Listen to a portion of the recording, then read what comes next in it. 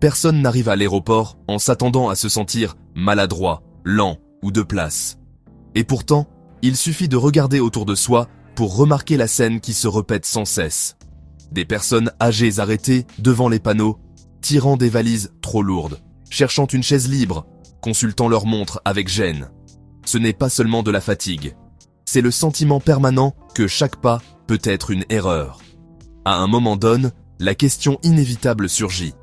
À quel moment voyager est-il devenu si difficile? La réponse n'est pas l'âge, ce n'est pas non plus un manque de capacité. Le problème est ailleurs, beaucoup plus simple et beaucoup plus injuste. Le système a changé, mais presque personne n'a pris le temps de l'expliquer. Aujourd'hui, en Europe, si tu as 65 ans ou plus, il existe déjà des facilités, des assistances et des priorités prévues par les règles. Ce ne sont pas des faveurs, ce ne sont pas des exceptions. Elles ne dépendent ni de l'utilisation d'un fauteuil roulant, ni de la présentation d'une condition médicale visible. Ce sont des droits en vigueur, appliqués chaque jour, mais uniquement pour celles et ceux qui savent comment les activer. Et c'est là que se trouve le point qu'elle. Si tu ne les demandes pas de la bonne manière, le système agit comme s'il n'existait pas. Dans les prochaines sections, tu vas découvrir les véritables règles du jeu et les phrases exactes qui permettent d'activer l'assistance, la priorité, des espaces plus confortables et un traitement digne déjà inscrit dans les normes. Car lorsque l'on comprend comment fonctionne le système, voyager cesse d'être une épreuve d'endurance, la phrase invisible qui active tout à la porte d'embarquement. De nombreux voyageurs âgés font les choses correctement. Ils demandent une assistance lors de l'achat du billet ou au moment de l'enregistrement. Le problème, c'est qu'à l'arrivée à la porte d'embarquement, cette information n'apparaît pas toujours clairement.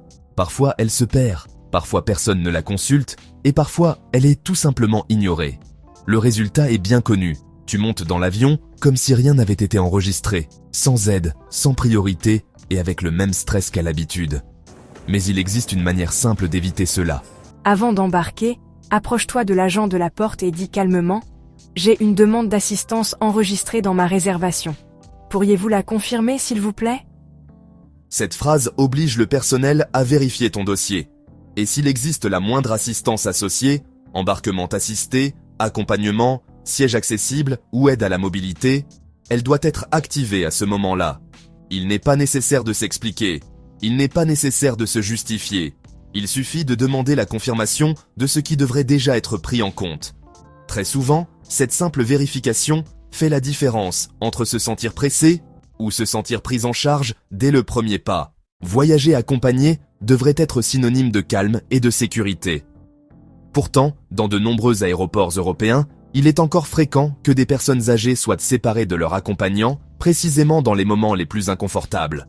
Contrôle de sécurité, salle d'attente ou embarquement.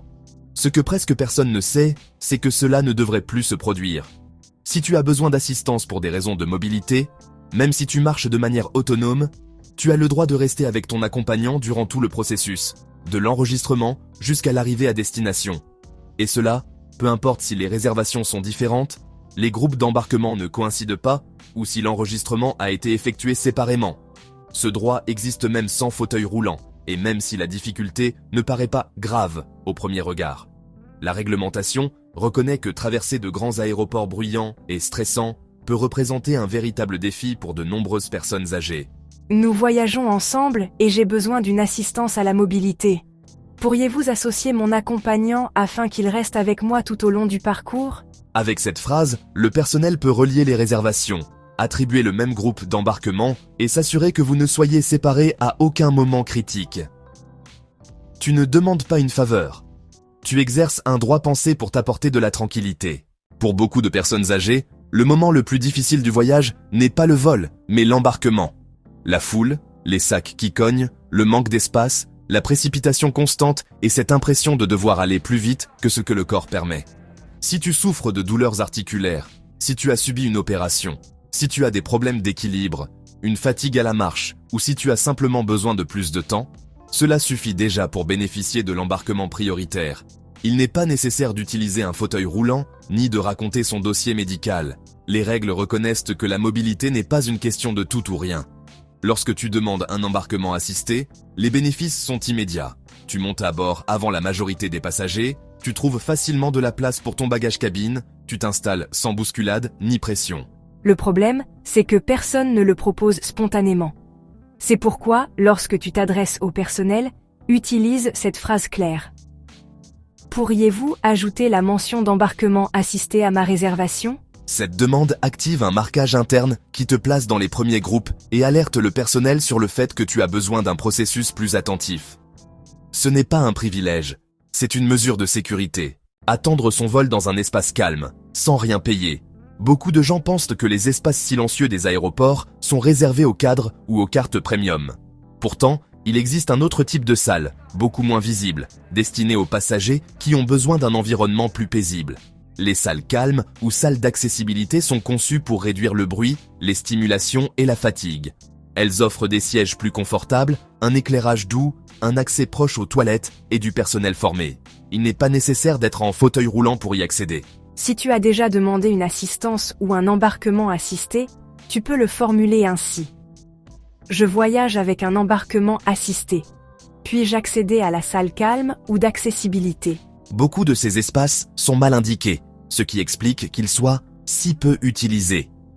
Mais ils existent. Et une fois à l'intérieur, la différence est immédiate. Moins de bruit, moins de stress et plus de temps pour se reposer, vérifier ses documents ou organiser ses médicaments. Ce n'est pas un luxe, c'est la continuité de l'attention qui t'est déjà reconnue. Confirmer l'assistance avant de monter dans l'avion. Même si tout a été bien fait au début du voyage, il existe un point critique où beaucoup d'assistances se perdent. La porte d'embarquement. Entre les changements de dernière minute, les vols complets et le personnel pressé, les mentions d'assistance peuvent passer inaperçues. C'est pourquoi il est utile de s'arrêter quelques secondes avant d'embarquer. À ton arrivée à la porte, approche-toi de l'agent et dis calmement « J'ai une demande d'assistance enregistrée dans ma réservation. Pourriez-vous la confirmer, s'il vous plaît ?» Avec cette phrase, le personnel est tenu de vérifier ton dossier. S'il y figure un embarquement assisté, un siège accessible, un accompagnement ou une aide à la mobilité, ils doivent l'activer à ce moment précis. Il n'est pas nécessaire d'expliquer ta situation. Il n'est pas nécessaire de prouver quoi que ce soit. Il s'agit simplement de faire respecter ce qui est déjà inscrit dans le système. Le contrôle de sécurité est souvent l'un des moments les plus inconfortables de l'aéroport, surtout lorsque l'on transporte des médicaments ou des dispositifs médicaux. Ouvrir ses sacs, montrer des équipements de santé et tout expliquer à voix haute ne devrait pas faire partie du voyage. En Europe, il existe des exceptions claires pour les articles médicaux. Les médicaments, les liquides à usage médical, les appareils CPAP, l'insuline, les crèmes, les gouttes ou les dispositifs essentiels peuvent rester dans le bagage cabine, même s'ils dépassent les limites habituelles. Il n'est pas nécessaire de tout déballer ni de justifier une condition médicale. La clé est de prévenir avant de passer le contrôle, en disant « Je transporte des articles médicaux essentiels que je dois conserver dans mon sac pour des raisons de santé ». Cette phrase déclenche un protocole différent. Si nécessaire, le personnel peut effectuer une vérification visuelle, mais sans t'exposer ni te presser. Ta santé n'est pas un problème logistique, c'est une priorité. Emporter un sac médical supplémentaire sans frais. Si tu voyages avec des fournitures médicales, tu as le droit d'emporter un sac médical supplémentaire qui ne compte pas comme bagage. Peu importe le nombre de bagages personnels que tu as déjà, ce sac ne peut ni être facturé ni considéré comme un extra. Cela s'applique aux médicaments, glacières médicales, appareils CPAP, nébuliseurs, tensiomètres ou autres dispositifs nécessaires pendant le vol. Ce sac contient des articles médicaux essentiels. Il est exempté de frais selon la politique d'accessibilité. Ce n'est pas un avantage spécial, c'est une extension de ton bien-être. Vol complète. J'ai besoin de conserver cet objet avec moi pour des raisons de santé. Il fait partie de mon assistance. Cette phrase active une règle conçue pour te protéger. Le personnel doit alors chercher une solution alternative. Ta santé ne se documente pas, elle voyage avec toi. Préserver les médicaments sensibles à la température. Voyager avec des médicaments nécessitant une température contrôlée peut être source d'anxiété, mais tu n'es pas seul face à ce problème.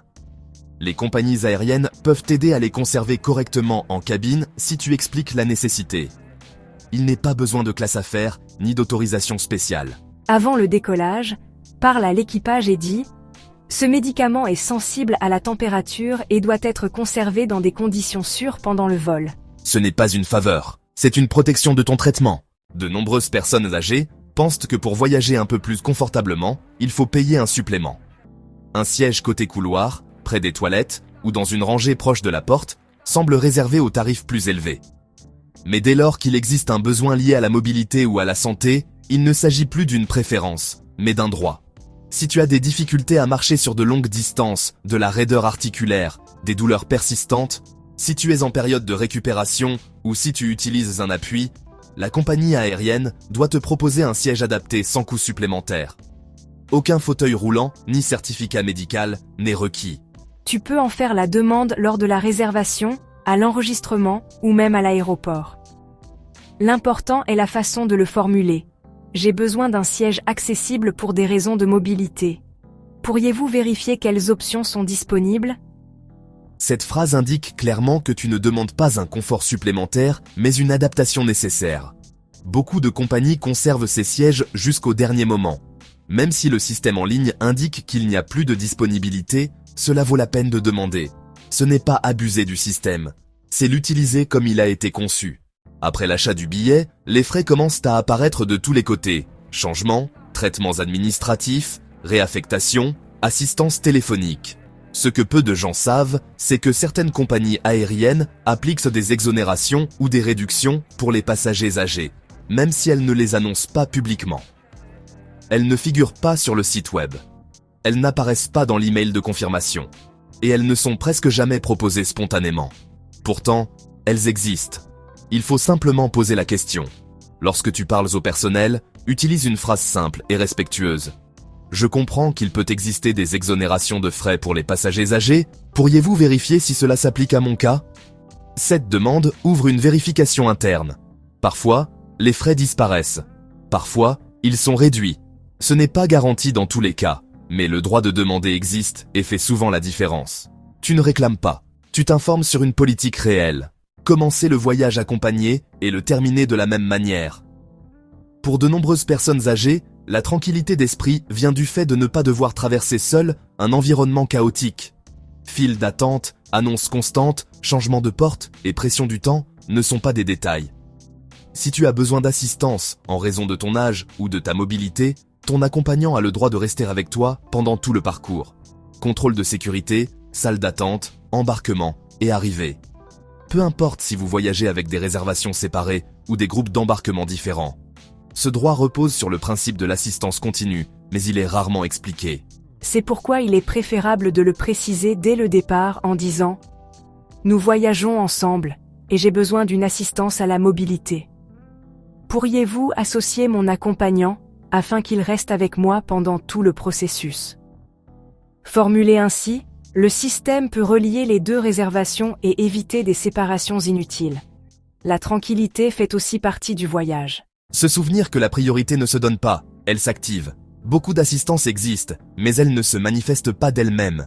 Le système n'interprète pas les besoins si personne ne les exprime. Et moins on est informé, plus il est facile de payer des suppléments ou de vivre le voyage avec un stress inutile. C'est pourquoi il est essentiel de comprendre ceci. Tu ne demandes pas des faveurs, tu actives des droits. Lorsque tu utilises les bonnes phrases, le traitement change. L'aéroport cesse d'être un lieu hostile et commence à répondre différemment. Files plus courtes, rythme plus humain, moins de pression. Tout commence par le fait de savoir que ces règles existent déjà. Quand on comprend les règles, le voyage change. Une chose devient évidente après avoir pris connaissance de tout cela. L'aéroport n'est pas un espace neutre. Il fonctionne avec des règles, des protocoles et des raccourcis invisibles pour celles et ceux qui les connaissent. Et pendant longtemps, les personnes âgées sont restées du côté de celles et ceux qui avancent à l'aveugle. Mais ce n'est plus le cas. Désormais, tu sais quoi dire. Tu sais à quel moment le dire. Et tu sais que tu ne demandes rien d'inapproprié. Chacune de ces règles existe pour te permettre de voyager avec plus de confort, moins d'usure et davantage de sécurité. Non pas pour obtenir des avantages injustes, mais pour rééquilibrer une expérience qui, sans information, devient inutilement pénible. La prochaine fois que tu prendras l'avion, garde ceci à l'esprit. Tu peux embarquer plus calmement, tu peux t'asseoir dans de meilleures conditions, tu peux garder tes médicaments protégés. Tu peux te déplacer dans l'aéroport sans te sentir pressé ni désorienté. Quand les droits sont connus, l'environnement change, le bruit pèse moins, les files d'attente semblent moins interminables. le stress ne disparaît pas complètement, mais il cesse de tout diriger. Et si, lors d'un vol, tu as un jour reçu une aide inattendue ou un traitement bienveillant sans l'avoir demandé, raconte-le. Cette expérience peut être la clé pour qu'une autre personne âgée voyage mieux la prochaine fois. Partager cette information est aussi une forme de soin.